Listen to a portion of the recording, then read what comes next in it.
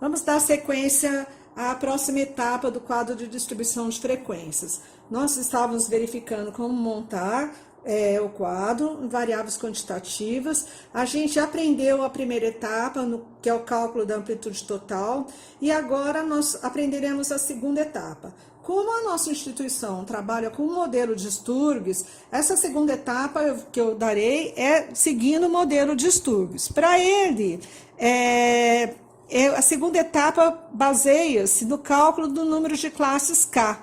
Tá? E o número de classes K, a gente precisa identificar antes o log de N, que é na base decimal. E daí todo mundo se assusta. Não sei calcular log, odeio log e tudo mais. Gente, acalme-se, porque o log tanto tem na calculadora científica, como também tem na tabela de logaritmos de base decimal que a gente pode consultar, tá? A formulinha do número de classes é dada por essa fórmula aqui. K, número de classes, é igual a 1 mais 3,3 vezes log de N. O que é N mesmo? O número da nossa amostra. Qual é a dica que eu quero dar para vocês? Em matemática, quando aparece uma fórmula dessas, a gente sempre faz a multiplicação antes da soma, antes da adição, porque senão vai dar errado a sua conta, tá? Como muitos de vocês se esquecem disso, ou porque não aprenderam, ou por falta de esquecimento mesmo. Então, faça o seguinte, façam de trás para frente que não tem erro. Esse vezes esse, mais esse vai dar sempre o resultado certo, tá? Não tem o que errar. E daí aqui eu peguei dois exemplos, desculpas. Antes de mostrar esses exemplos, uma coisa muito importante. Como K é o número de classes que vai ter nosso quadro de distribuição, o que é classes? Quantas camadas, quantas faixas nós vamos distribuir nossos dados? Ele tem sempre que ser número inteiro, nunca vai poder ser pela metade. Por exemplo, esse K vai nos fornecer quantas linhas terá o corpo da minha tabela, tá? Então, se minha tabela ela pode ter 4, ou 5, ou 6, ou 7 linhas, ela não pode ter 4 linhas e meias, 5 linhas e meias. Então, aqui eu peguei um exemplozinho para vocês, que é quando o meu N for igual a 23, eu fui lá, consultei o log de 23 na tabela, que é esse número grande aqui, peguei e fiz o seguinte cálculo. Fiz o cálculo de 3,3 vezes log de 23, que é esse número, deu 4,49.